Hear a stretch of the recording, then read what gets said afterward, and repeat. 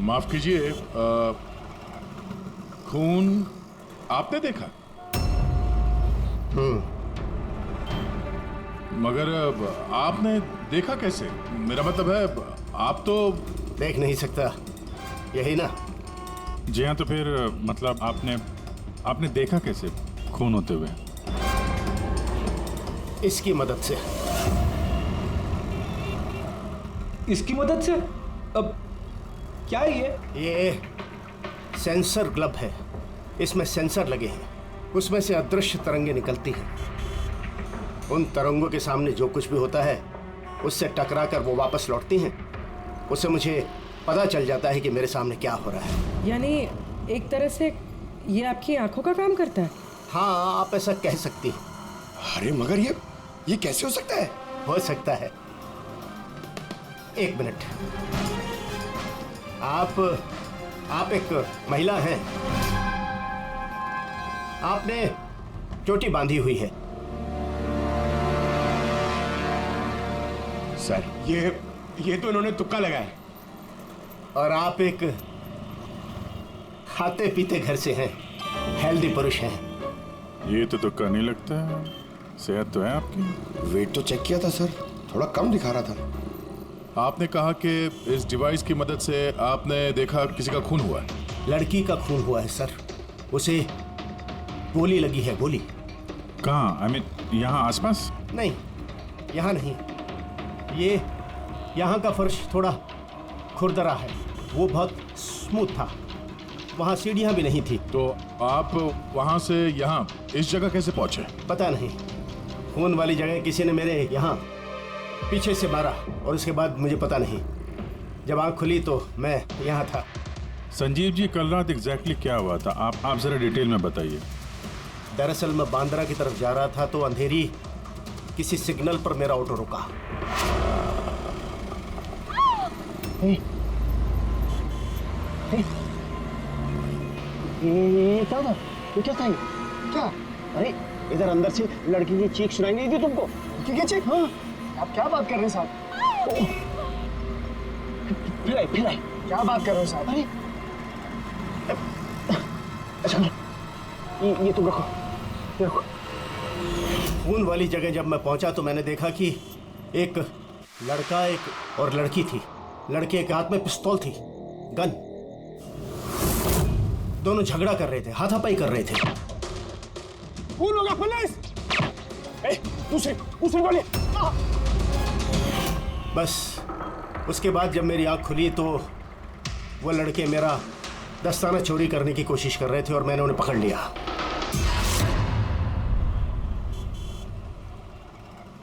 और आपके बेहोश होने के बाद कातिल आपको उठा के यहाँ लेके आया और यहाँ छोड़ के भाग गया? हाँ, हो सकता है। अच्छा, वो जगह कहाँ है जहाँ पे लड़की को गोली लगी है? नहीं सर, मुझे नहीं पता। अच्छा, अंधेरी में वो ऑटो जिस सिग्नल पे रुका था, जहाँ पे आपने लड़की की चीख सुनी थी, वो जगह मालूम है आपको? याद है? आई एम सॉरी, मैं इसमें आपकी कोई मदद नहीं कर सकता। इट्स ओके, आप चिंता मत कीजिए, हम उस जगह का पता लगा लेंगे। लेकिन कैसे? उस ऑटो ड्राइवर से पूछ लेंगे। इतने बड़े शहर में उस ड्राइवर को आप कहाँ ढूंढेंगे सर? मिल जाएगा। बहुत तेज नेटवर्क है इनका, पूरे शहर में फैला हुआ है, मिल जाएगा। इसका नाम पता वगैरह कुछ मालूम है आपको? उसने टोपी पहनी हुई थी और पुराने गाने बजा रहा था, 90s के दशक के। और उसके ऑटो में आग बुझाने का यंत्र भी लगा था। और हाँ, उसकी बातचीत से ऐसा लगता था जैसे वो उत्तर भारत का रहने वाला है। हेलो, क्या उत्तर भारत का रहने वाला है? पुराने गाने सुनता है, टोपी पहनता है, आग बुझाने वाला सामान भी है उसकी रिक्शा में। ठीक है, देखता हूँ।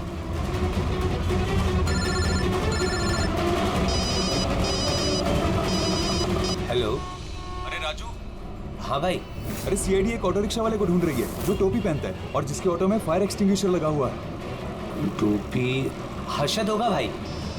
हाँ राजू बोल। हर्षद, कल रात को तू अंधेरी सिग्नल पे था क्या? हाँ था ना, बोल। उधर से कोई पैसेंजर उतरा था क्या? हाँ, लेकिन वो तो अंधा था ना। क्यों, क्या हुआ उसको? अरे यार, उसके साथ एक हादसा हो गया। सीआईडी वालों के साथ आया हुआ है, तुझसे मिलना चाहता है। सीआईडी? संजीव जी जी जरा देखिए, जरा ध्यान से, ये ऑटो वाला है, कुछ पता चलता है आपको? हाँ सर, इन्हें तो मैंने छोड़ा था। हाँ यही है यही। सर मैंने कुछ नहीं किया सर। अब मुझे कोई चीख सुनाई नहीं दी और हाँ इन्हें चीख सुनाई दी थी, लेकिन सर मेरी बीवी बीमार थी, इसलिए मुझे हॉस्पिटल जाना था, इसलिए मैंने छोड़ के चला गया। डरो मत, तुम्हें कोई कुछ नहीं कहेगा। ये बताओ कि इनको यहाँ पे कहाँ पे छोड़ा था तुमने? ये सिग्नल पे छोड़ा सर। और यहाँ इस सिग्नल से ये किस तरफ गए साहब? ये सामने वाली गली में गए सर। ठीक है, तुम जाओ। Thank you very much, thank you. आइए आइए संजीव। संजीव जी। अरशद ने आपको यहाँ पे इस गली में आते हुए देखा था, लेकिन यहाँ पे दो रास्ते हैं, एक ये और एक ये।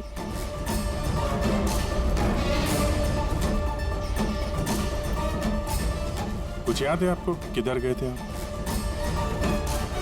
संजीव जी जरा ठीक से सोच के बताइए कि आपने इनमें से कौन सी गली ली थी?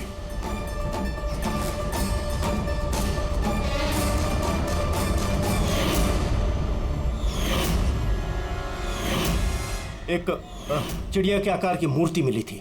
चलो हम लोग यहां से शुरू करते हैं। आगे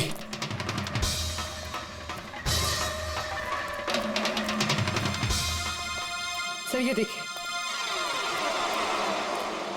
संजीव जी, क्या यह है वो मूर्ति? हाँ यही। अभिजीत सर, मूर्ति मिल गई। ये क्या? ये गुड। ये अच्छा, इसके बाद संजीव जी, इसके बाद कुछ याद है? इसके बाद कहाँ गए थे आप? 3 गोले दिखाई दिए। तुम लोग इस तरफ देखो, हम इधर देखते हैं।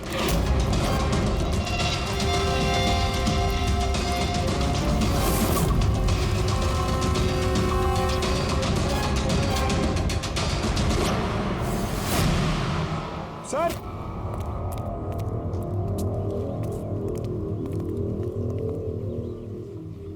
हाँ यही वो राउंड शेप में, एक के नीचे एक। इसके बाद इसके बाद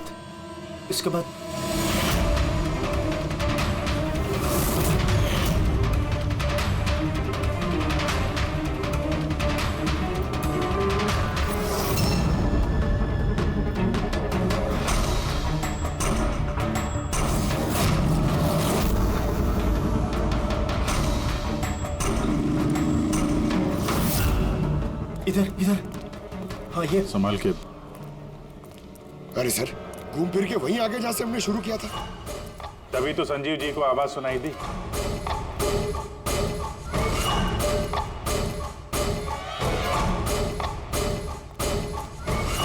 सर ये जगह तो मोहल्ले के बीचों बीच है, तो फिर किसी ने गोली चलने की आवाज कैसे नहीं सुनी?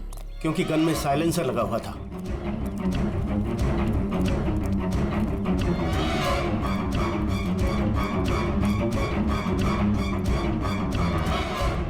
आई एक स्टेप है, संभाल के।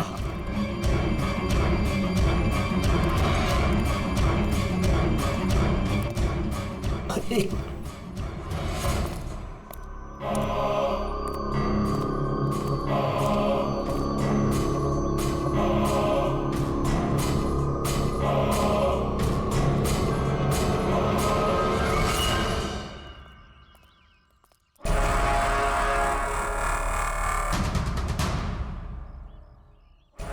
क्या हुआ? आप लोग रुक क्यों गए? क्या है यहाँ? क्या लाश मिली? संजीव जी, आपने कहा था कि गोली किसी लड़की को लगी है। हाँ लड़की को लगी थी। मैंने उसे छू कर देखा था, वो घायल थी, खून निकल रहा था। क्यों क्या हुआ? लाश है यहाँ पे, लेकिन लड़की की नहीं, किसी लड़के की है। क्या?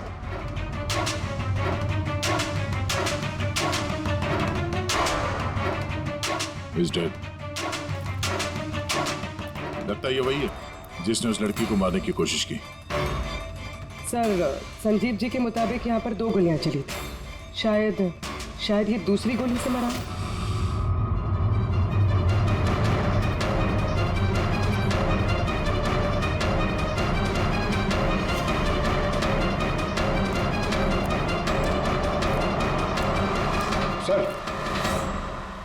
सर खून तो यहां भी पड़ा है। अगर इसका खून नहीं तो शायद उस लड़की का खून हो। गोली तो यहीं लगी होगी उसको सर। अगर लड़की को यहाँ पे गोली लगी है तो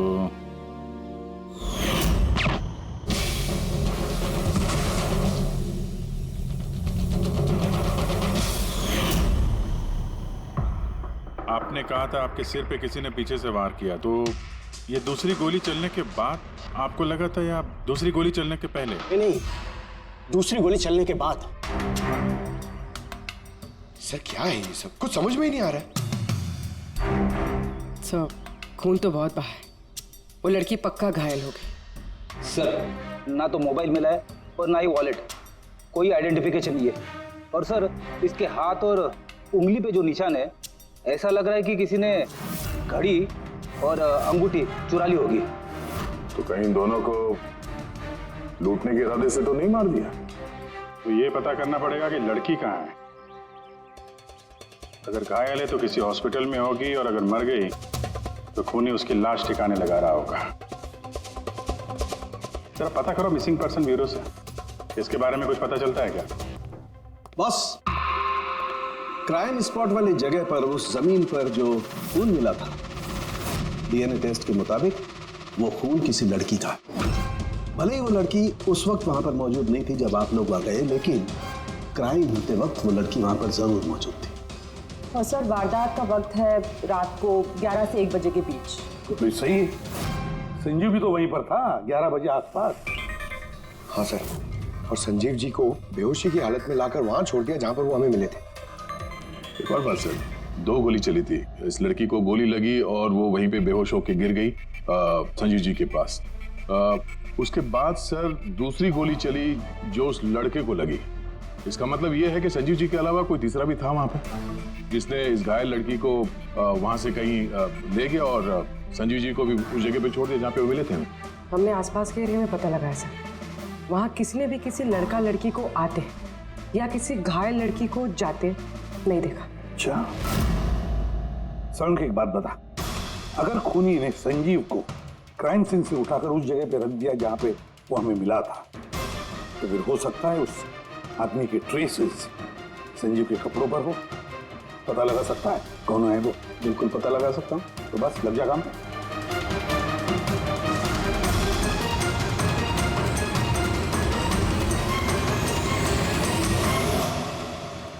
सर हाँ, लाश की पहचान हो चुकी है। उसका नाम अनिकेत है सर। उसके घर वालों ने उसके गुमशुदा होने की रिपोर्ट लिखवाई थी। अनिकेत, देखिए आपके भाई अनिकेत की बॉडी हमें एक बंद कारखाने में मिली। क्या बता सकते ये वहां किस लिए गया था? आपके भाई का खून हुआ है, बेहतर होगा कि आप लोग हमसे कुछ छुपाइए मत। अगर आप सच नहीं बताएंगे तो फिर हम मुजरिम तक कैसे पहुंचेंगे? सर ऐसा कुछ नहीं है, पिछले कुछ दिनों से बड़ा अजीब सा बर्ताव कर रहा था ये। अजीब यानी? अक्सर बाहर रहते थे सर, पूरा दिन। हमने कई बार उनसे पूछने की कोशिश की, लेकिन कुछ नहीं बताते थे। कल भी सुबह 11 बजे से चले गए थे। कहाँ गए थे कुछ बताया नहीं। पूरा दिन सर वापस नहीं आया। जब सुबह उठकर देखा तो पूरी रात भी वापस नहीं आया था। तब जाकर मैंने पुलिस में रिपोर्ट लिखवाई सर। पूरे दिन इससे फोन पे बात नहीं हुई? सर मैं पूरा दिन फोन करता रहा, लेकिन फोन ही नहीं मिल रहा था उसका। ऐसा कब से चल रहा था? सर पता नहीं कब से, पिछले कई सालों से तो ये सिंगापुर में थे। अभी कुछ ही महीनों पहले इंडिया आए हैं, तब से सर ऐसे ही बिहेव करते हैं। सिंगापुर में क्या काम करते थे ये? वहाँ होटल में जॉब करते थे। ये शादीशुदा था? नहीं सर, शादीशुदा नहीं था। किसी लड़की के साथ इसकी दोस्ती थी? क्योंकि मरने से पहले ये किसी लड़की के साथ झगड़ा कर रहा था। पता नहीं सर, हमें तो बिल्कुल मालूम नहीं किसी लड़की के साथ इसका कोई अफेयर है या फिर कोई दोस्ती, हमें नहीं मालूम सर।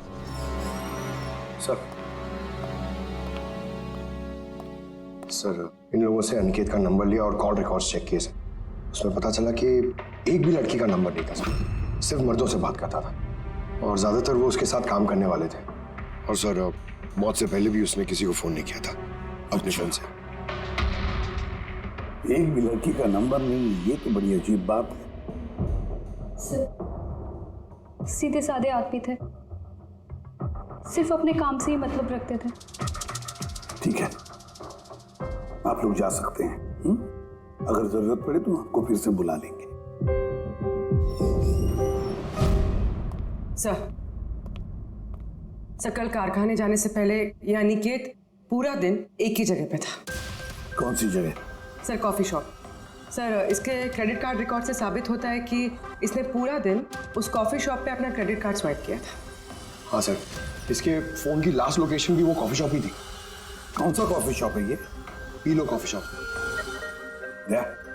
जाओ इस पीलो कॉफी शॉप में और पता लगाओ ये दिन भर वहां बैठकर कर क्या रहा था। अच्छा।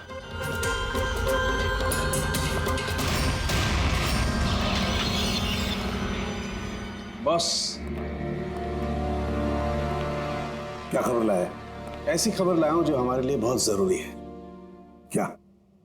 अनिकेत के कपड़ों में मुझे कुछ अलग अलग डीएनए सैंपल्स मिले। कुछ मतलब? कुछ माने 5 लोगों के डीएनए सैंपल्स मिले हैं बॉस। 5? हाँ 5, और ये 5 लड़कियां हैं। और संजीव के कपड़ों में से हमें 2 डीएनए सैंपल्स मिले हैं, और ये दोनों सैंपल्स अनिकेत के कपड़ों में से मिले सैंपल से मैच होते हैं। मतलब 5 में से 2 लड़कियां जिन्होंने अनिकेत को छुआ था, उन्होंने संजीव जी को भी छुआ है। मतलब अभिजीत, ये सारा काम 2 लड़कियों ने किया है।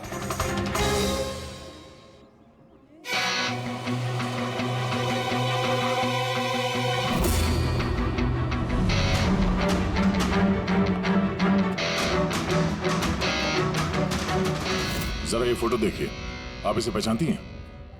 कल ये पूरा दिन यहाँ आपके कैफे में ही था। हाँ सर, ये कल पूरा दिन यहीं पर था और कुछ रात को 10:30 के आसपास यहाँ से निकला था। ये अकेला था या कोई और भी था इसके साथ? मीतू, इधर आना जरा। जरा ये फोटो देखना, ये आदमी कल यही था ना? तो इनको बताओ कि ये अकेला था या फिर किसी और के साथ में था। ये तो अनिकेत है। ये कभी अकेला नहीं आता था, हमेशा भीड़ साथ लाता था। औरतों और लड़कियों की भीड़। और सिर्फ कल नहीं, ये हमारा रेगुलर कस्टमर है, अक्सर यहाँ आता है। और ये हमेशा वही लड़कियों के साथ आता था या अलग अलग? अलग अलग आती थी सर, दिन में कम से कम 3-4। काफी पहुंचा हुआ बंदा था ये। एक बार मैंने उसे पूछा भी था कि इतनी सारी लड़कियों से दोस्ती हुई कैसे, तो उसने मुझे बताया था कि उसके मोबाइल में एक ऐप है, कोई डेटिंग ऐप, वहीं उसे ये सारी लड़कियां मिलती थी।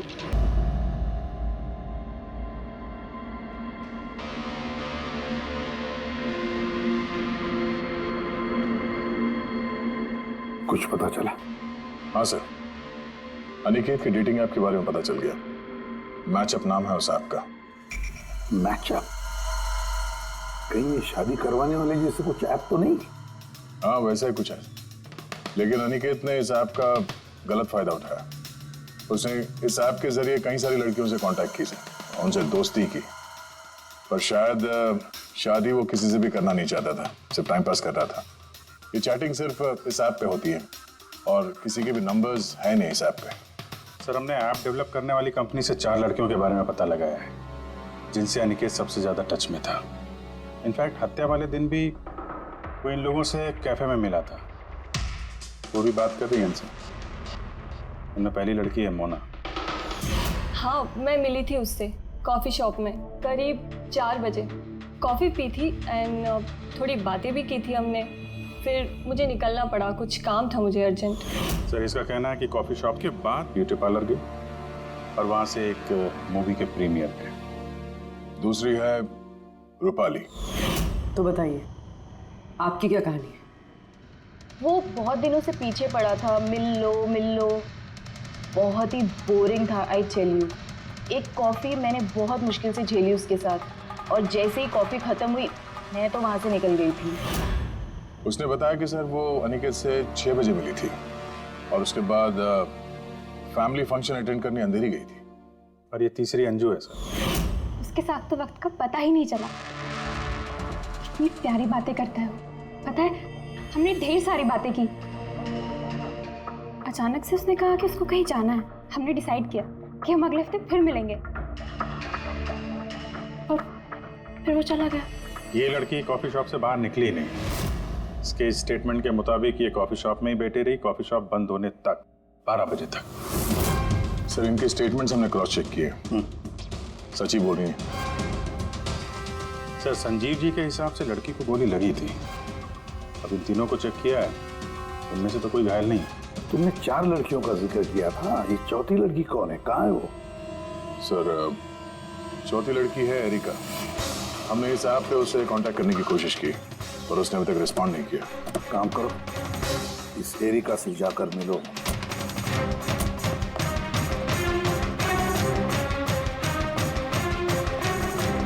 रजत जल्दी तैयार हो यार, कितना टाइम लगाओगे? इतना टाइम तो लड़कियां भी नहीं लगाती हैं। आ रहा हूँ बाबा, 2 मिनट। Excuse me. जी कहिए, किससे मिलना है? एरिका। एरिका मैं ही हूँ, पर आप? सीआईडी। सीआईडी? क्या ये सब?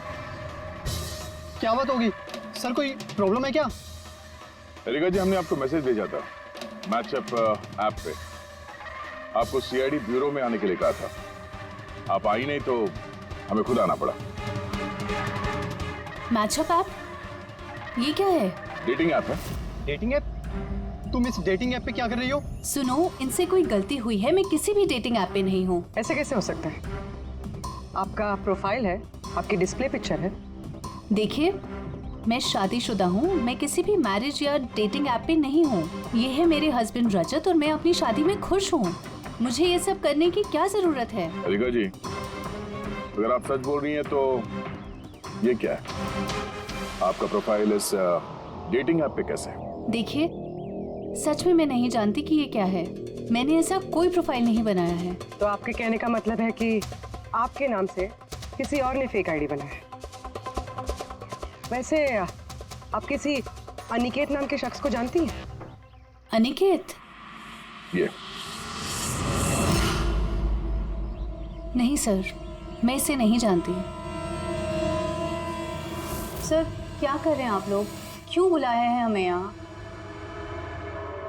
हमने आप लोगों को नहीं बताया, मगर अनिकेत, जिसे आप लोग कॉफी शॉप में मिले थे, उसका खून हो गया उसी रात। लेकिन सर, हम लोग क्यों मारेंगे उसको? हम तो ठीक तरह से जानते भी नहीं थे उसको। इनफैक्ट इस हादसे के कुछ ही दिन पहले तो उससे चैट हुई थी हमारी ऐप पे। हाँ, और उसी दिन तो मैं पहली बार मिली थी उससे, और मेरी तो ऐसे उससे कोई दुश्मनी भी नहीं थी, और मैं तो उस ऐप पे भी नहीं थी। मैं उसे जानती तक नहीं हूँ। उस ऐप की प्रोफाइल में आपकी पर्सनल फोटोग्राफ है। वो फोटोग्राफ वो आपके पर्सनल फोन से ली गई है। किसी बहरूपी के पास आपकी पिक्चर्स कहाँ से आई? ना मैम, मैं नहीं जानती उसके पास मेरी तस्वीर कैसे आई। मेरा फ़ोन कुछ दिन पहले खो गया था। फोन चोरी हो गया? कहाँ पे? सर पता नहीं, याद नहीं आ रहा। कोई बात नहीं, आप लोग थोड़ी देर के लिए हमारे साथ कोऑपरेट कीजिए, पता चल जाएगा खूनी कौन है। रेडी?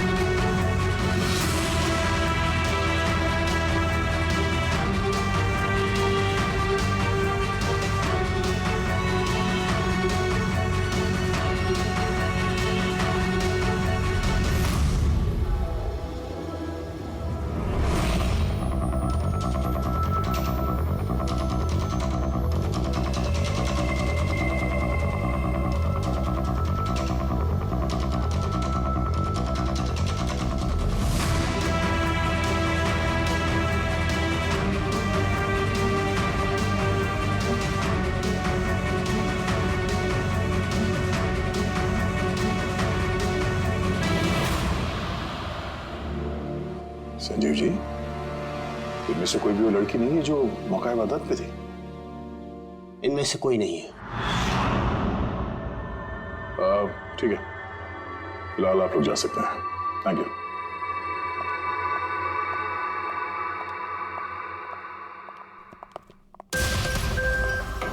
नहीं सर, इनमें से तो कोई नहीं है। सर बाकी तीनों की तरह एरिका को भी कोई चोट नहीं, लेकिन लेकिन वो लड़की घायल थी।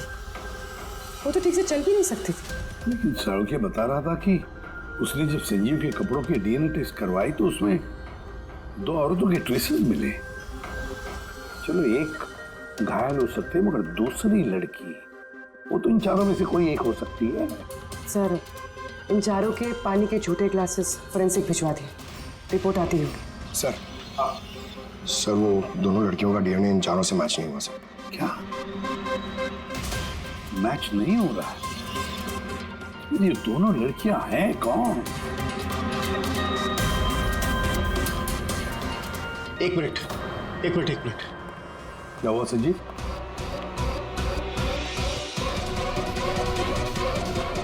एसीपी साहब, मैं इस महक को पहचानता हूँ। महक को? मेरा आफ्टर शेव होगा सर। नहीं, ये वो महक है जो मैंने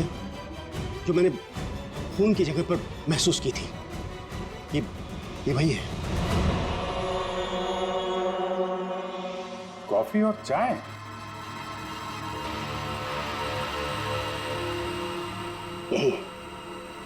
यही महक थी। खून वाली जगह यही महक थी सर।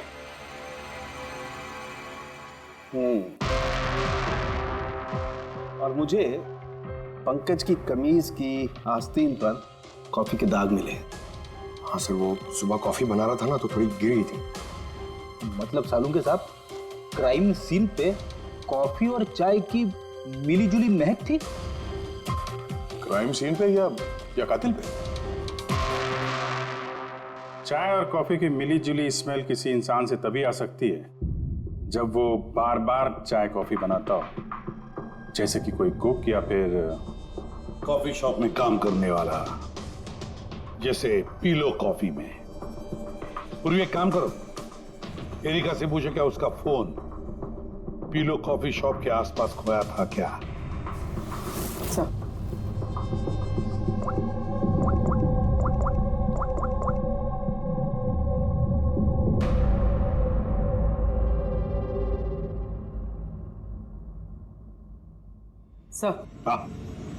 सर उसका फोन वहीं गुम हुआ था, उसी कॉफी शॉप में।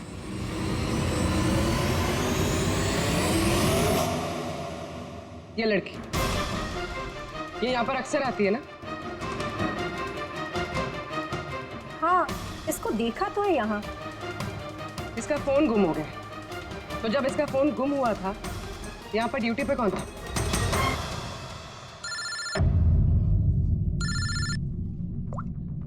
हेलो। हाँ फ्रेडी।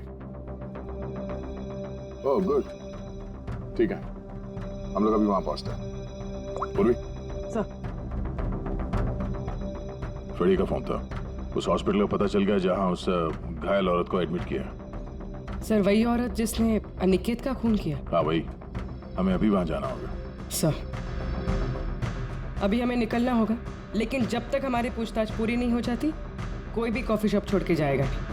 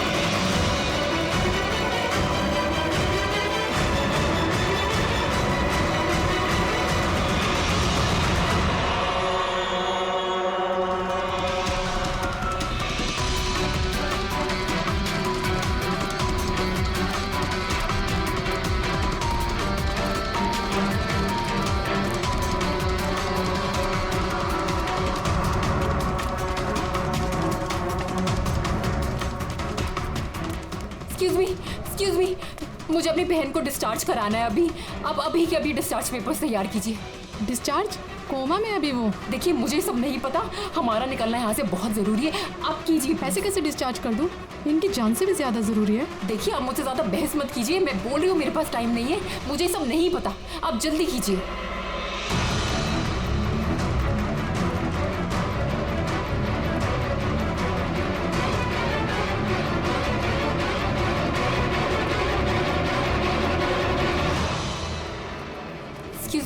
एक्सक्यूज मी, मुझे अपनी बहन स्वप्ना को डिस्चार्ज कराना है अभी के अभी। आप प्लीज उनका बिल पेमेंट बताएंगी पूरा? Excuse me. लगता है बहुत जल्दी है आपको।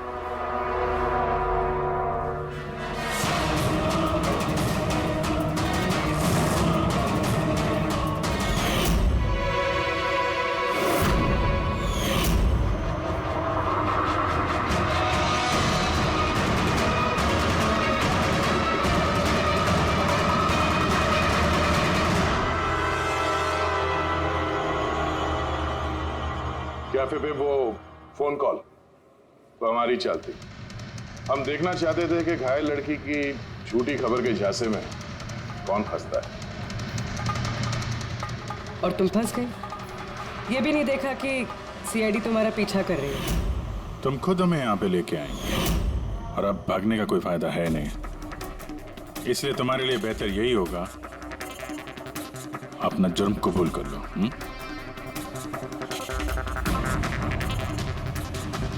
अनिकेत ने मेरी बहन को जीते जी मार दिया था। वो लोग सिंगापुर में मिले थे और वहीं पर उसने मेरी बहन से शादी का वादा करके उससे सगाई कर ली थी और फिर शादी की हर बात को टालता रहता था वो। मेरी बहन जब भी डेट फिक्स करने की बात करती थी शादी की तो हमेशा कोई बहाना करता रहता था। और अभी 6 महीने पहले उसने बोला कि उसकी माँ बीमार है और उसको इलाज के पैसे चाहिए अपनी माँ के लिए। मेरी बहन ने पूरी सेविंग्स दे दी अपने उसे और उसने बोला कि वो सिंगापुर से वापस आके मेरी बहन से शादी करेगा। पैसे लेकर अनिकेत सिंगापुर से मुंबई आ गया। हाँ, स्वप्ना उसका इंतजार करती रही, वो भी पूरे 3 महीने। फिर एक दिन मैंने देखा कि वो मुंबई में किसी कैफे में था, वो भी अलग अलग लड़कियों के साथ। इसका मतलब वो स्वप्ना से शादी नहीं करने वाला था। नहीं, वो स्वप्ना को धोखा दे रहा था। वो उसके कमाए हुए पैसे और लड़कियों में उड़ा रहा था। और उसकी कोई माँ बीमार नहीं थी, बल्कि उसकी कोई माँ ही नहीं थी। उसकी माँ कब की मर चुकी थी। तो इसलिए तुमने उससे बदला लेने का प्लान बनाया? स्वप्ना को मेरी बात पे विश्वास ही नहीं था, वो उसके प्यार में अंधी हो गई थी। उसको सबूत चाहिए था, तो अनिकेत का सच सामने लाने के लिए मैंने एरिका का फोन चुरा लिया और उसके नाम से मैंने मैचअप ऐप पे उसकी फेक प्रोफाइल बना ली और अनिकेत से चैटिंग करती रही मैं और वो इजीली मेरे झांसे में आ गया। फिर मैंने उस दिन वहां पर उसको फैक्ट्री में बुलाया और साथ में स्वप्ना को भी बुलाया ताकि वो अपने आंखों के सामने सब कुछ देख सके। पर उस दिन जब मैं वहां पर गई तो मेरे सामने। ये क्या कर रही हो तुम? हिसाब चुकता कर रही हूँ। तुमने जो मेरे साथ किया उसी की सजा है ये। मैं सब जानती, तुमने मेरे पैसे कहाँ खर्च किए और कितनी लड़कियों को मेरे को बुलाने वाले हो। Aniket please drop the gun. Aniket please please please. पैसे चाहिए तुझे? निकल यहाँ से, चुपचाप निकल यहाँ से। छोड़ उसको, छोड़। जब बोला ना निकल यहाँ से।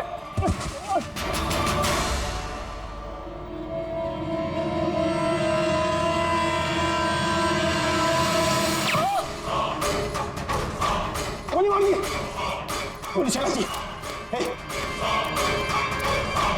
गोली चला जी, पुलिस। दूसरी गोली मार दी, पुलिस। पुलिस!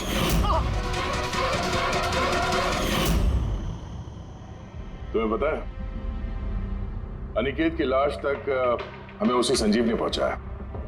वो देख नहीं सकता था, लेकिन उसके संवेदी दस्ताने सेंसिटिव ग्लव्स आंखों से कम नहीं। बदले की भावना में तुमने अनिकेत का खून कर दिया, लेकिन अब सारी जिंदगी जेल में गुजरेगी। और तुम्हारी बहन स्वप्ना, जिसके लिए तुमने ये सब किया, एक तो पहले से ही कोमा में है, और जब कभी भी कोमा से बाहर आएगी तुम्हारे पास ही पहुंचेगी, जेल की सलाखों के पीछे।